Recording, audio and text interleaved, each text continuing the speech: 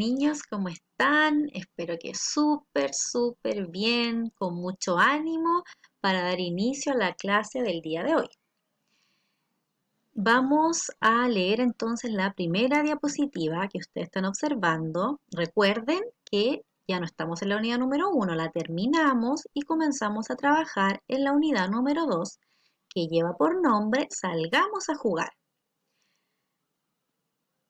El objetivo del día de hoy de nuestra clase dice reconocer las características del poema. Recuerden que este es el texto literario que estamos trabajando en la unidad número 2, el poema, para favorecer la comprensión de estos textos literarios. Antes de comenzar nuestra clase, y como lo hacemos siempre, vamos a recordar, ¿cierto? Y ahí yo les puse un sticker con sus cejas, su boquita, ahí sus ojos de pensando, recordando qué fue lo que trabajamos la clase pasada. ¿Se acuerdan? ¿Qué fue lo que hicimos en la sesión anterior? ¿De qué se trató? Muy bien, todos los alumnos del tercero básico, ¿cierto? A, que se recuerdan lo que vimos. La clase pasada, la sesión número 7, trabajamos en la retroalimentación de la guía. Ya, eso fue lo que hicimos en la clase anterior. Pero esa guía, ¿de qué se trataba? ¿Cuál era el contenido que trabajamos ahí? El texto literario del poema, donde vimos, ¿cierto? ¿Qué cosa? ¿Qué fue lo que alcanzamos a ver del poema? Vimos dos elementos del poema súper importantes. ¿Cuáles son? ¿Quién está levantando ahí la manito en la casa? Miss, yo sé cuál es la respuesta. Muy bien, ¿cierto? Vimos los versos y vimos las estrofas, ¿cierto? Versos y estrofas son los elementos que van a componer un poema. Vamos a recordar, ¿qué es un verso? ¿Qué es una estrofa? Acá yo les coloqué un recordatorio para que no se le olvide que nosotros estamos trabajando ¿qué tipo de texto? El poema. Muy bien. Acá les coloqué, el poema es un texto literario en el que se van a expresar, ¿cierto? Y como dice ahí, emociones y los sentimientos del autor. ¿Ya? Eso es un poema. Un poema nos va a expresar lo que siente este autor. Pero un poema tiene elementos súper importantes que no se les pueden olvidar. Y dos de esos elementos tan importantes nosotros lo trabajamos en las clases pasadas, como por ejemplo, uno de esos elementos son los versos. ¿Se acuerdan qué son los versos, niños? ¿Quién me puede decir qué son los versos? Los versos son las líneas, muy bien, los versos son las líneas de mi poema. Esos son los versos. Cada línea de mi poema es un verso. Pero no solamente mi poema está compuesto de versos, también tiene estrofas. Yo ahí se las estoy mostrando. Tiene estrofas. Y las estrofas van a ser grupos, van a ser conjuntos de versos. Esas son las estrofas. Las estrofas, entonces les repito, van a ser grupos de versos.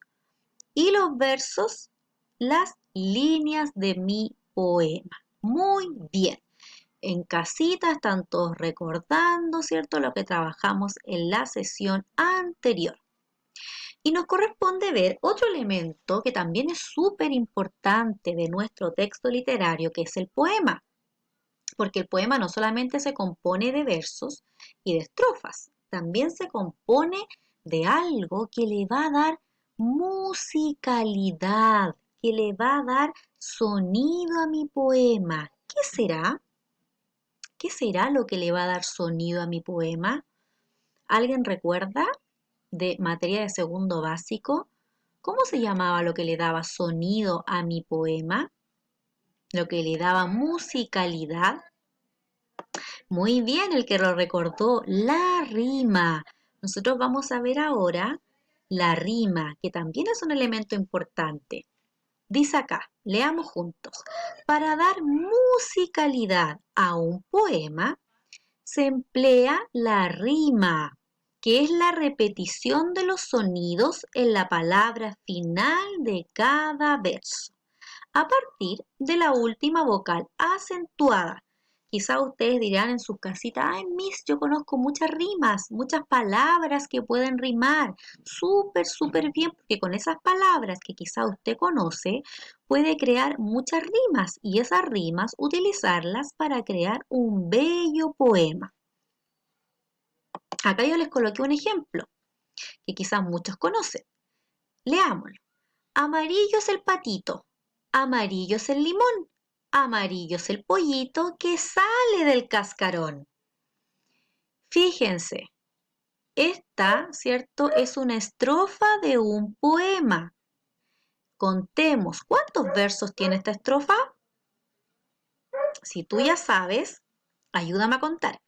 1, 2, 3 y 4. ¿Cuántos versos tiene? 4. Súper, súper bien, niños. Tiene 4 versos que van a formar una estrofa. Fíjense, en esta estrofa yo les marqué, les destaqué con algunos colores algunas palabras. Y ustedes dirán, Miss, ¿por qué hizo eso? ¿Para que se vea más bonito usando amarillo y fucsia? No. Fíjense en estas palabras, patito, limón, pollito y cascarón. ¿Qué tendrán similar estas palabras? ¿Ya saben? ¿Saben la respuesta? Fíjense, fijémonos en la fucsia. Patito y pollito, dejemos de lado limón y cascarón por ahora. Nos vamos a fijar solamente en patito y pollito.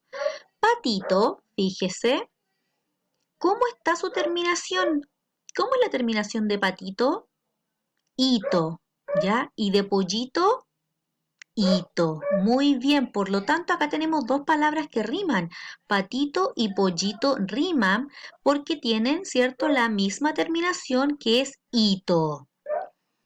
Vamos con limón y con cascarón. ¿Qué pasa con estas palabras? Lo mismo, ¿cierto? Fíjense en su terminación.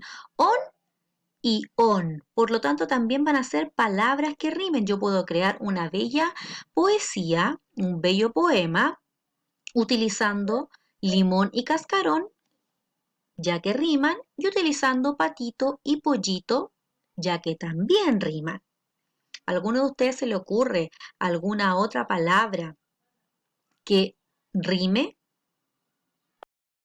A mí se me ocurre una. Foca, boca. Ahí tengo una que rima, ¿ya? Foca y boca riman. Fíjense en la terminación de las palabras. Acá les voy a mostrar una rima y fíjense ahí yo le subrayé la terminación de las 3 palabras que van a rimar. Ahí se ve bien, sí. El anillo fue creado con el tornillo y el martillo. Fíjense las terminaciones de las 3 palabras. Anillo, martillo, tornillo. Las 3 palabras riman porque terminan, ¿cierto? Su terminación es illo. ¿Ya? ¿Van entendiendo ahora cuándo las palabras riman? Ahí para que la puedan leer bien, ¿cierto? El anillo fue confeccionado con el tornillo y el martillo. Continuamos con las rimas. Ya saben entonces lo que es una rima, pero ahora vamos a ver dos tipos de rima. Existen dos tipos de rimas que son las que vamos a ver ahora, la rima asonante y la rima consonante. Vamos a ver sus características. Acá está la diapositiva, ¿cierto?, separada en dos partes. Una parte está dedicada para la rima consonante y la otra para la rima asonante. La palabra lo dice. Si dice rima consonante, está hablando de las consonantes, ya por lo tanto de las letras. Se produce cuando coinciden todas las letras desde la última vocal acentuada, como las que yo le dije, por ejemplo, anillo, martillo, tornillo. ¿Ya? Ahí tengo un ejemplo de rima consonante. Ejemplo. ¿Quieres que les cuente? se arrojó en la fuente, sobre la ensalada recién preparada. Y acá les destaqué en lo que, ¿cierto?, riman estas dos palabras que es ensalada y preparada. Hada y hada. Por lo tanto, es una rima de tipo consonante. ¿Por qué? Porque coinciden las últimas letras, ¿cierto?, de cada una de estas palabras. ¿Y por qué hablamos, cierto, de letras en general? Porque hay vocales y hay consonantes. ¿Ya? Por eso esta rima se llama rima consonante, donde van a coincidir las consonantes, tanto vocales, ¿cierto?, como letras en general. Ya vocales, ¿cierto? Ahí vemos que coincide la A, pero también vemos que coincide la D.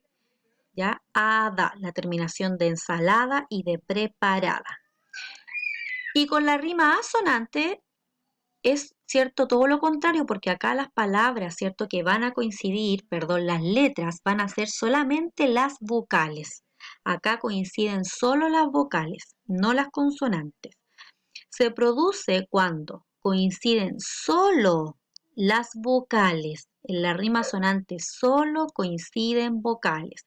En rima consonante, cierto, coinciden vocales y consonantes. Por ejemplo, un ajo y una cebolla y un caldo de anochecer que alcancen para la sopa que nos vamos a beber.